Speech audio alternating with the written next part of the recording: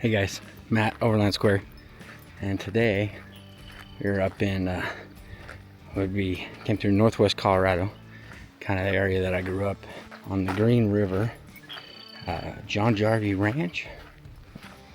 I think I always say that wrong. Yeah, can do a little bit of camping and head down to the river right now to see if we can't catch a fish, and you gotta pay the camp fee. So got site paid for. It's BLM land, so it's only like $10 a night, and it's got a fire ring, picnic table, a couple people around, but not too bad. But yeah, actual campground here is Bridge Hollow Campground.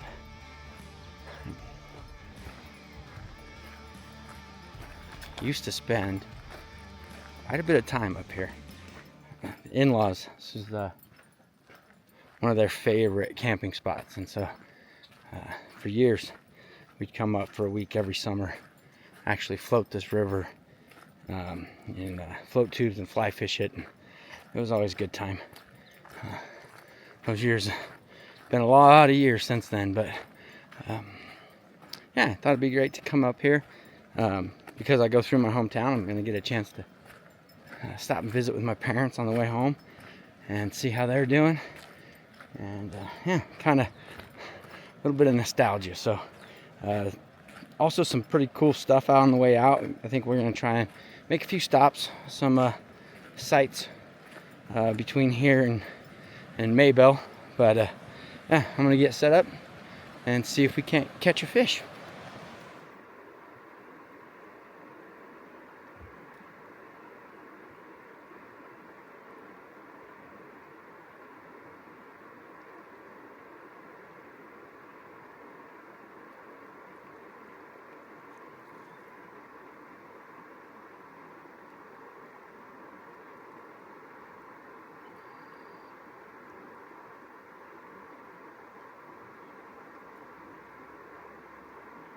Out on the remote edges of Browns Park, tucked along the Green River, sits John Jarvie Ranch, a true lifeline of the Wild West.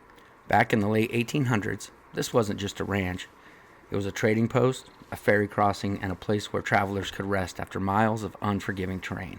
Ranchers, explorers, and even outlaws like Butch Cassidy passed through here. Jarvie himself was known for being fair, respected, and connected to just about everyone who came through Browns Park.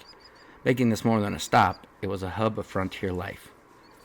And just across the river from where I'm fishing lies the rugged hills where outlaws once hid, planned, and disappeared into legend. But Jarvie's story didn't end peacefully. He was murdered in 1909 and set adrift in a boat down the Green River. The crime wasn't officially solved, although they knew who committed the crimes. Today it's quiet, the buildings stand, and the river flows, but if you slow down for a minute, you can almost feel the stories that once moved through this canyon. Unfortunately, the ranch doesn't open until May, so I was a little too early to get some actual footage from there. But if you get a chance, it's a must stop.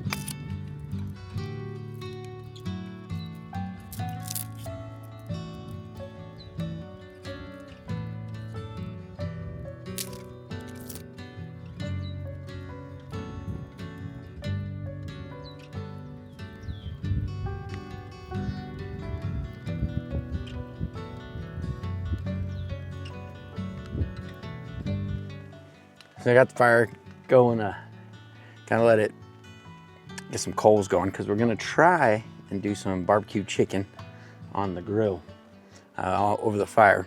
So also brought up some potato salad and some other kind of odds and ends, but really gonna try and do some chicken thighs over the fire and see how it turns out. I love some good barbecue chicken, and I brought a ton of napkins because I'm gonna need them. But yeah, we'll get that fire going. Hopefully this rain passes over. It's kind of seems to move in and then move out just as quick as it did, but I think we're gonna be in for a pretty amazing sunset. So looking forward to that. The sky is beautiful. Yeah. Could be a great sunset. Just need to get this rain to go over. Pretty awesome.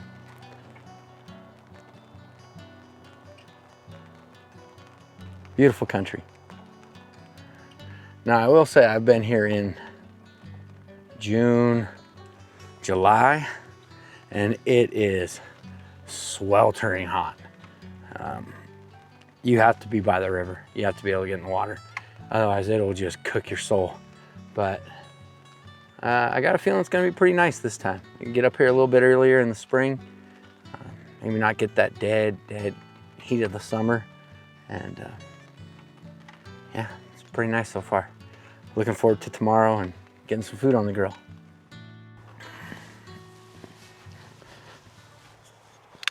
All right, let's get some chicken ready.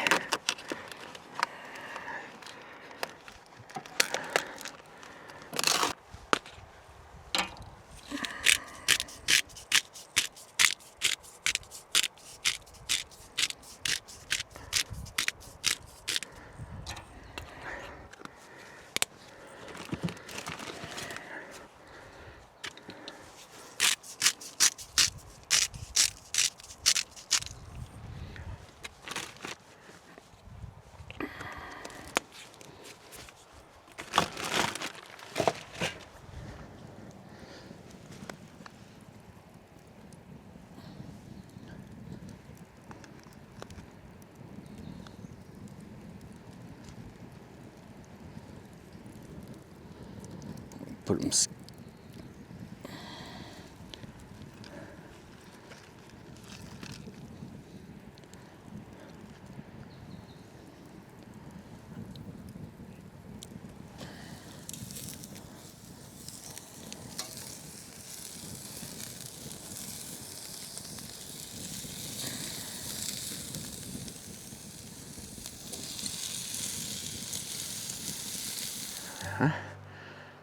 Chicken's coming along. I should have brought a meat thermometer. You never know with chicken, it's kind of a tough one, but I'm just gonna cook the hell out of it. So, but give it a little bit longer, get it off there, and get some dinner in me, and restoke up that fire and just kind of hang out. I don't know if you can see behind me, but it did clear up. So hopefully it stays this way. Winds calm down. Beautiful night. Should see some the stars out here are just on another level. So yeah, let's get these pulled off.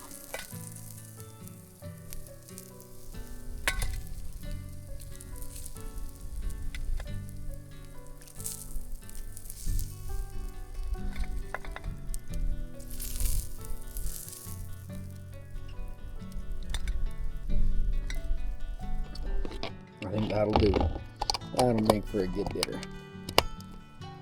We'll throw some more wood on the fireplace, but I kind of want to check these real quick.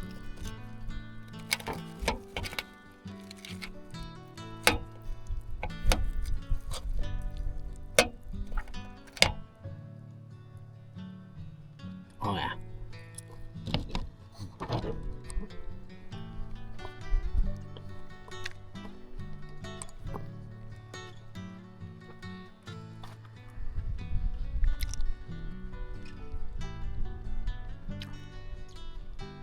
Pretty good.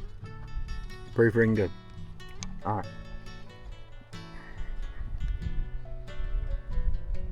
Get that fire stoked back up. Sit down. Eat some dinner.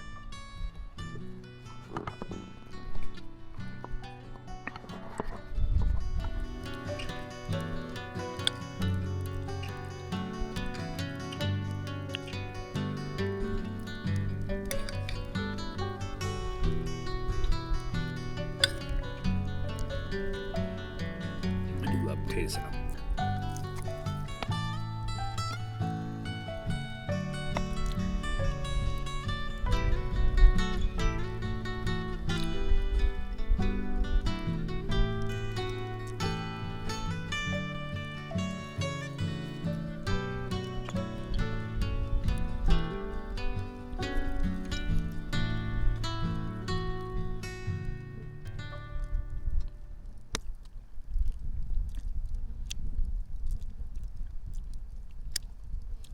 I'm gonna need a napkin.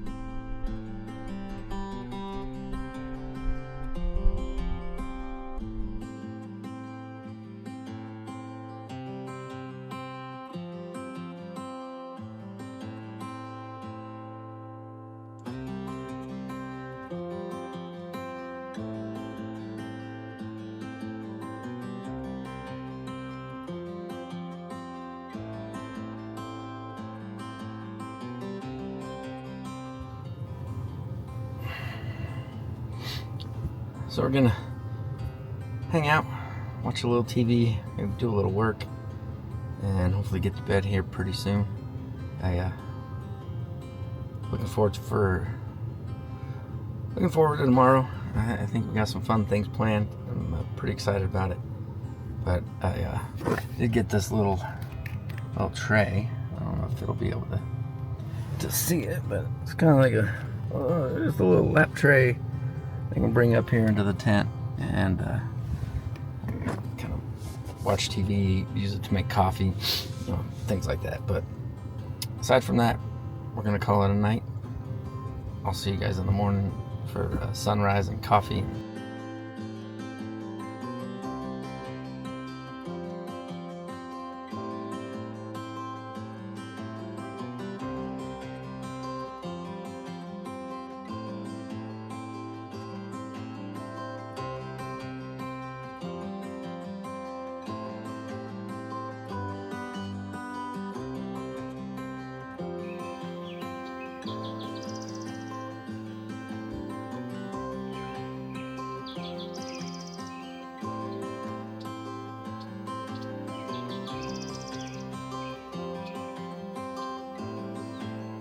Get some coffee made.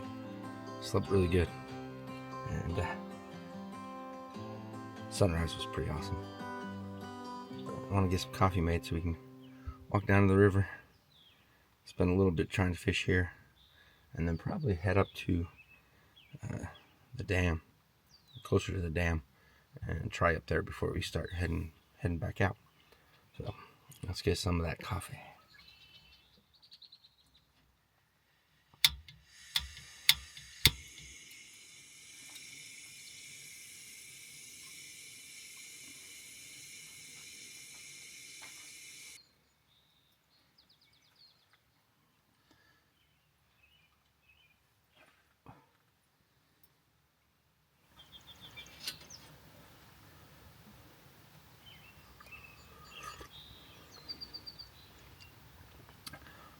Actually, I do think I'm gonna start a fire, pull out the cast iron, and cook breakfast over the fire. Something I don't normally do, but got some leftover wood. Should be pretty easy to do with one pot or one pan. So we're gonna give it a try.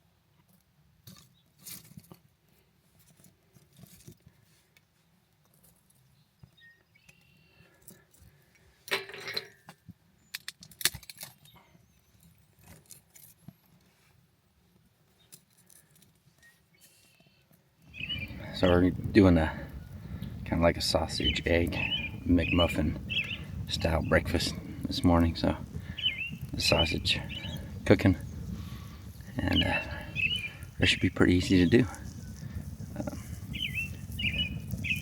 I don't know what it is about like breakfast sandwiches, but they just are one of my absolute favorite things. Something about putting breakfast on some bread and eating it. It's just handy, tastes good, they're quick. So that's the plan. So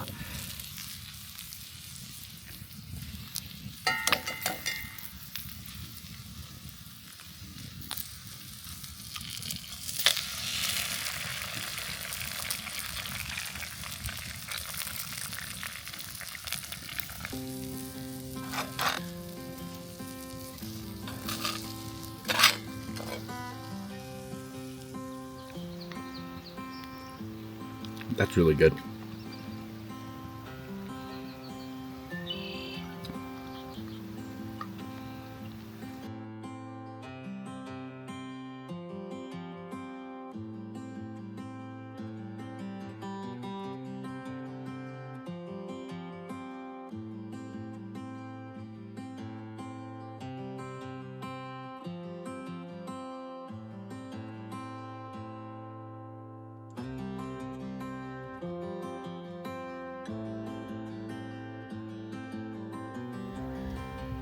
I think we're ready to get out of here. Gonna change my clothes, brush my teeth, put on some deodorant, because otherwise, so that's what's next, and then it's time to hit the road.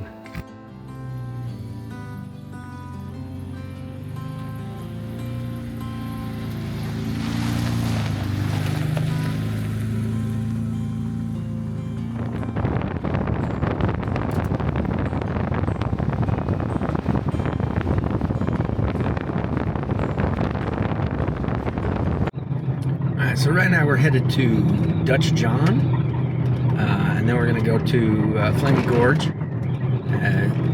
There's a fly shop there. Might ask them kind of what's working and how the fishing is, and I'm not quite sure if we'll stop to fish. I really want to go see if we can find a wild horse herd, and go check out Vermilion Falls and Sandwash Basin. So I don't know. We'll see how that goes. But I did want to mention, like, this is pretty freaking desolate. You're pretty much the three corners of Utah, Wyoming, and Colorado, that area. And I mean, out here, there's, I think the last sign I saw was it's like no services for 120 miles. So if you ever come out this way, be prepared. Make sure you got a full tank of gas, you got water, you got things that you need. And then the river, this whole section until quite a ways down from Royal Gorge is all flies and lures only. So there are some pretty regulations. It's pretty, I think they consider it like gold medal waters. So great fishing, just you gotta follow regulations. And because you're in two states, you also have to make sure that you have your licenses in whatever state you're in. So when we get to the gorge, I'll show you guys it. It's pretty impressive. There's still some burn scar up here from years and years and years ago. But yeah, we're about 22 miles out of Dutch John.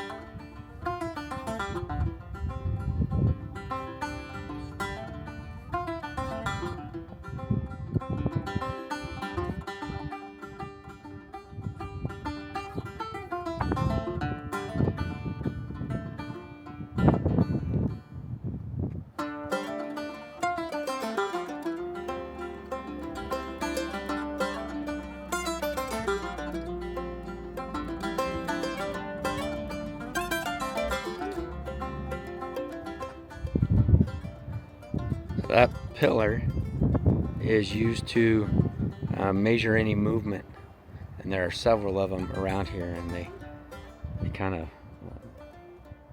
use those to see if the dam has changed or moved, or if the area has changed or moved, because a lot of this is all on fault lines.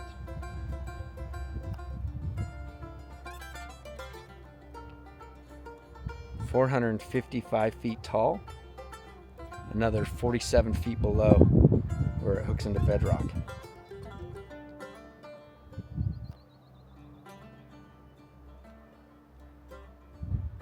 Impressive. 765,000, what was it, cubic meters? Yeah. 765,000 cubic meters of concrete. It's a pretty impressive power plant. All right, well, we'll head back to the Jeep and get down to the river.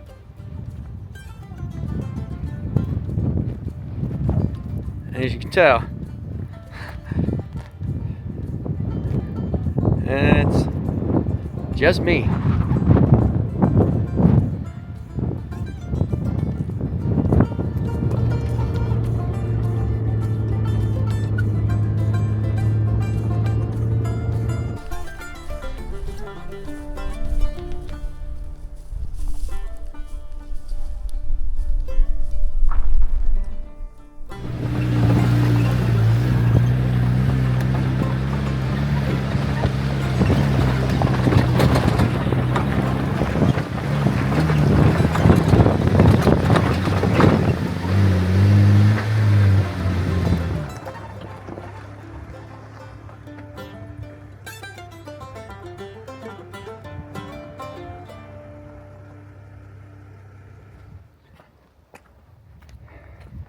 All the side roads that get down to river access out here are kind of crazy.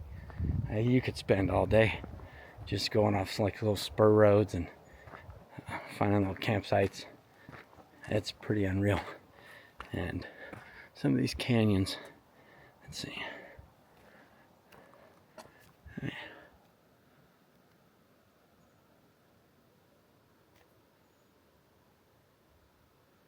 Pretty impressive. Gorgeous. This is called Kings Point. Oh, I got a little lizard.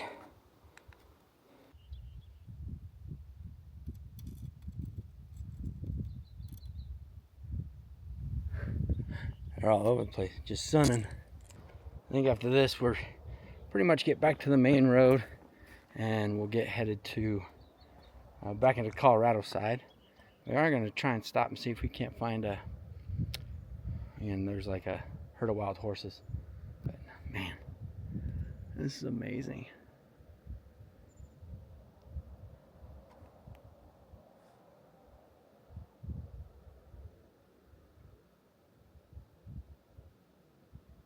Just gorgeous.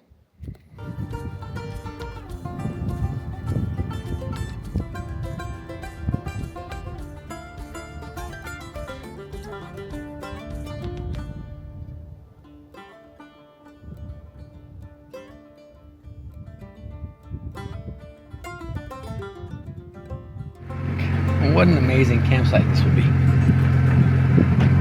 Got a nice fire ring, got a picnic table right next to the water. Pretty awesome.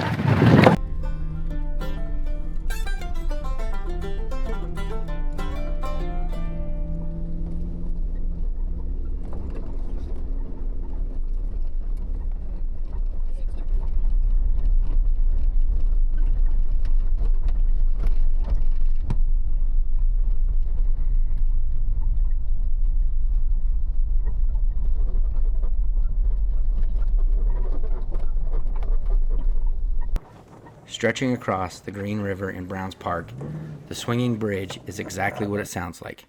Narrow, old, and it moves. It was built to connect ranch land out here, and for years it carried cattle, wagons, whatever else needed to cross. Even now, you feel it shift under your feet.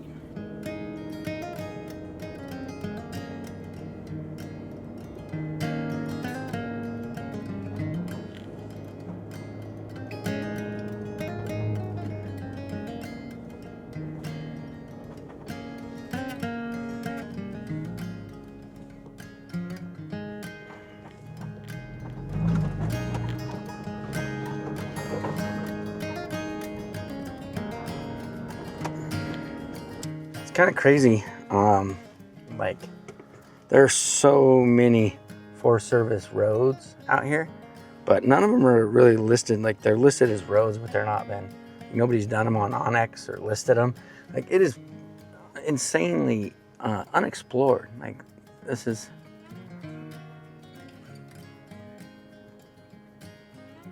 high clearance vehicle only sign.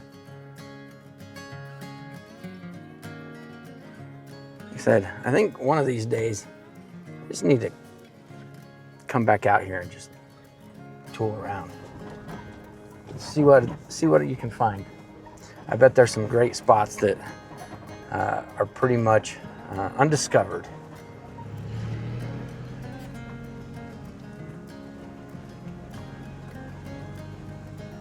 In 2018, the bridge was reconstructed after a farmer, the old bridge had a 3-ton maximum limit, and they drove a 10-ton tractor over it, which broke through the decking of the bridge and left the tractor hanging precariously over the river. It took a total of 4 years to rebuild and reopen the bridge. Out here, this isn't just a crossing. It's part of how people make this place work.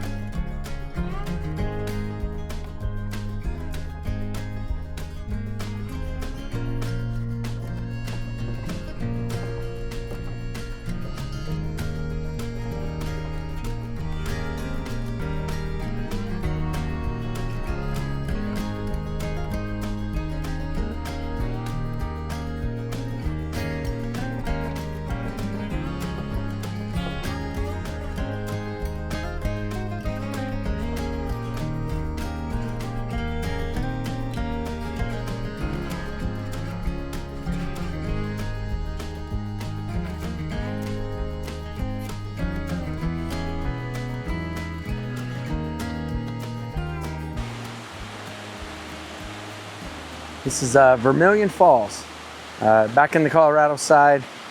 We just passed Iris Canyon. It goes up to Rock Springs.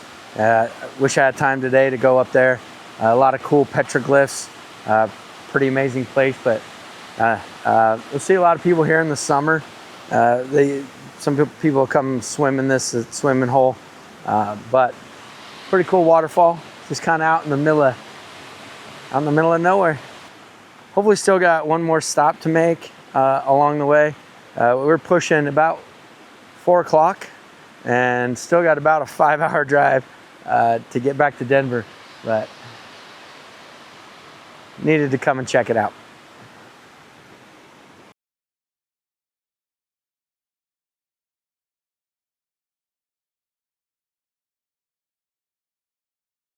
Out in northwest Colorado, the open range of the Sandwash Basin is home to one of the most well-known wild horse herds in the West. It's managed by the BLM, and these horses roam across miles of high desert, surviving on their own in a tough environment. But not all of them stay here. Periodically, the BLM conducts roundups. They manage the herd size, removing horses to keep the land and the herd in balance. You may see a stallion holding his band, or a younger horse learning the terrain, but there's no guarantee, just patience, a little bit of luck, and a glimpse into something still running wild. Or you have my luck, and as all you get to see is the Moffat County traffic jam.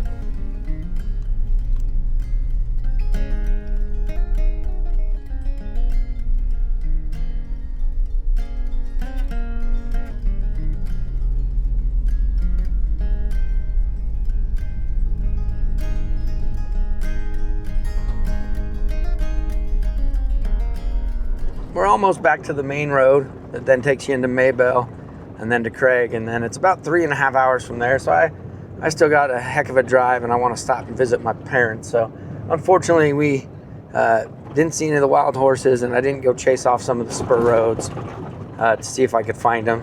I did see a whole bunch of sheep, and so I really enjoyed exploring the area and being able to get out and check some things out.